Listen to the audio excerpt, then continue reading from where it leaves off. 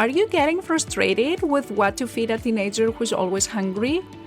Everybody knows that teenagers have a huge appetite. It seems like you need to feed them constantly to satisfy their hunger. It's even more difficult where teenagers who struggle with their weight truly want to make changes, like cut down on junk food or stop overeating, and they can't.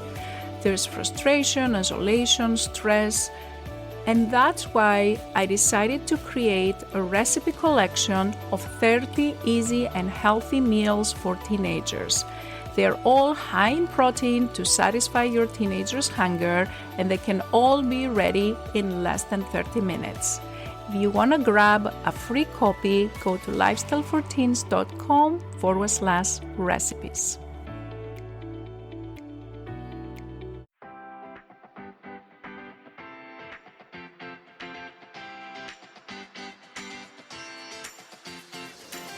This is the Lifestyle and Weight Loss for Teens podcast.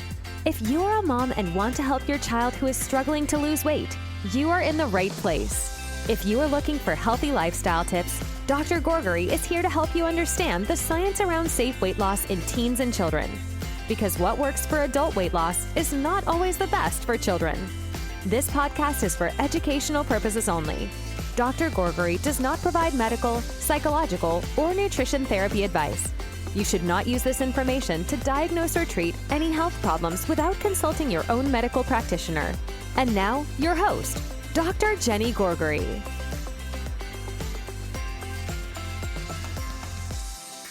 Hello, welcome to another episode of the Lifestyle and Weight Loss for Teens podcast. This is Dr. Jenny Gourgari, and on today's episode, I will be talking about the importance of video games into maintaining a healthier lifestyle, which sounds a little weird in the beginning, doesn't it?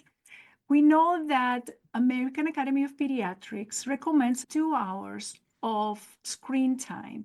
And the reason is because a lot of times kids use the video games for longer periods and they end up spending sedentary lifestyle. They are in the couch, they're watching video games, and they're not moving around. I decided to do this podcast because recently I was talking with one of my teenagers and they asked me if it was okay to continue to use screen time like video games, but they were using one of those video games that encouraged them to dance while they were watching video games. And he asked me, is it still okay to play that game because I am actively playing and moving when I'm playing this video game?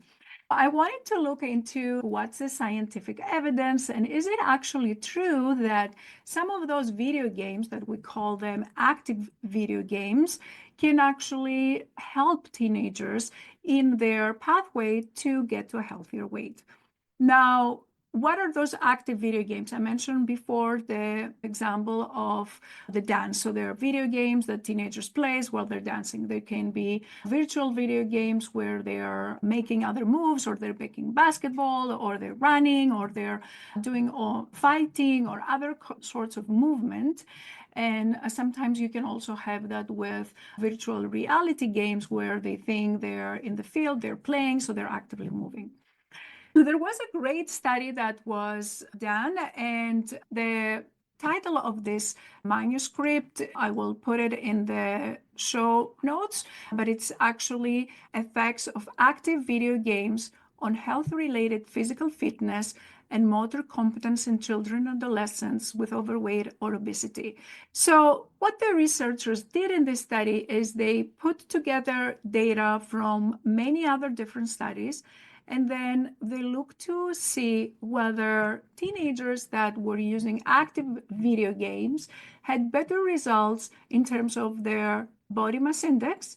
If you don't know what body mass index, I invite you to go and check out episode 1 of the podcast where I go and explain what is body mass index and how to figure out how much weight a teenager needs to lose to get to a healthy weight. So they examine whether video games improve the body mass index, but also whether they improve the percent body fat, because we know it's not only about the weight, but it's also about improving the overall body fat. They put more than 15 articles together that met strict criteria. And what they found was that kids that had participation in active video games compared with kids that were not playing active video games had better association in terms of their body mass index and in terms of their body fat percentage. So this is a very helpful study that gives us a signal that potentially using active video games can be better than using video games without activity or not doing anything at all. Now, we have to think about this also a step forward, right? This study is not to say that playing video games is better than going out on the field, playing basketball, or participating with your friends in volleyball, or playing with your friends in other activities, or going swimming, or all of this, right? So this study did not compare the active video games with actual physical activity.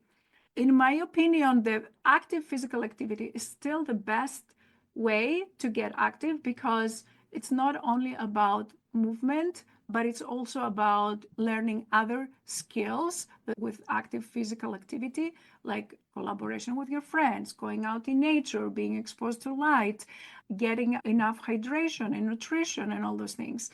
But this study gives an important message in terms of if you're going to spend this hour watching video games anyway, it's better to at least choose a video game that makes you be active rather than have a video game that makes you sit there and do nothing.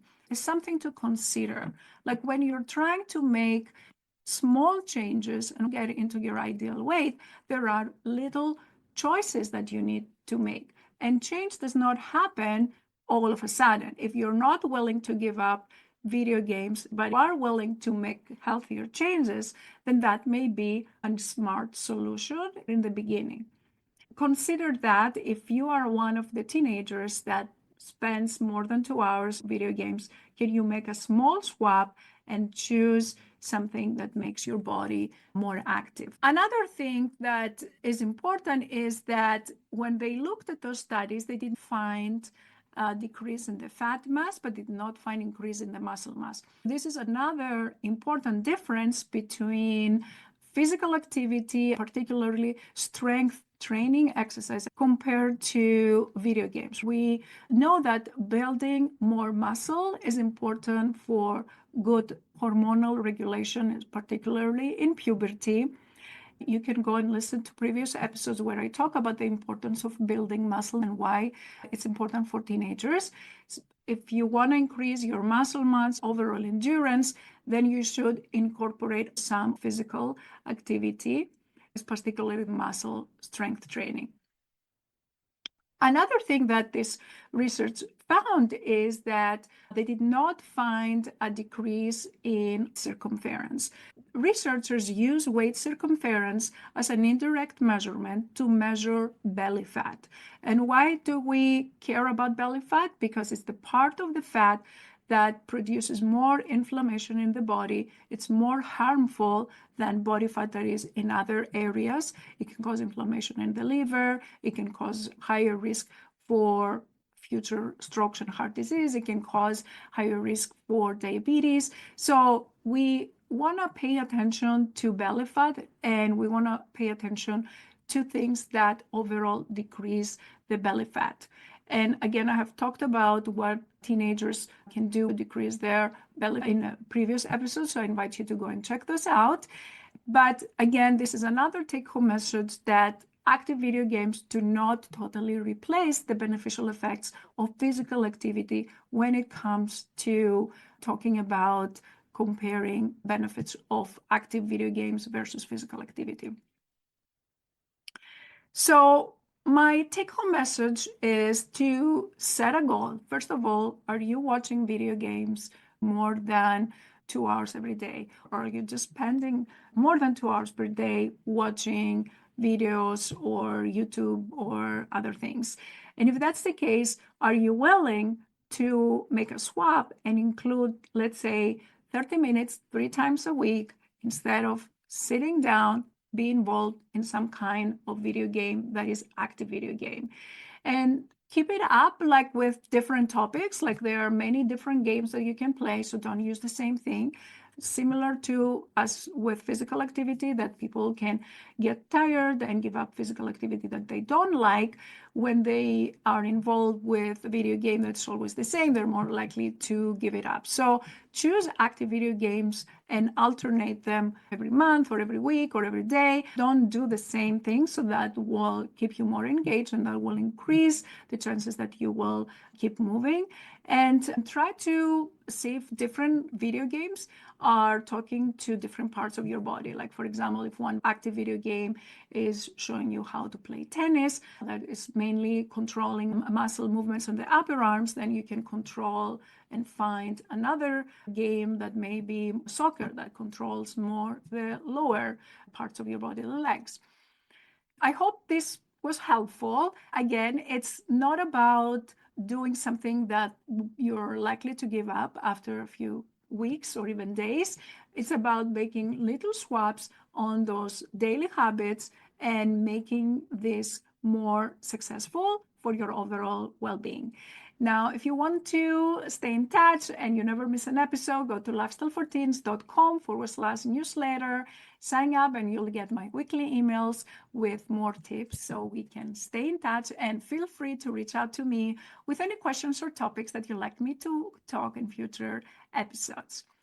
Take care, and I'll talk to you next week. Bye. If you enjoyed listening to this podcast, I invite you to come check out the LIFT program. It's Dr. Gourgari's 12-week coaching program for teens and their moms, where we take all this information, we apply it to your daily life, and we work together so your teenager learns how to create a healthy lifestyle so they can feel happier, more confident, less stressed, and love their body again. Visit the website at lifestyleforteens.com and click on the Work With Me and free resources to learn more about this program and get free help to start this journey right away. Thanks for tuning in, and we'll catch you in the next episode of Lifestyle and Weight Loss for Teens.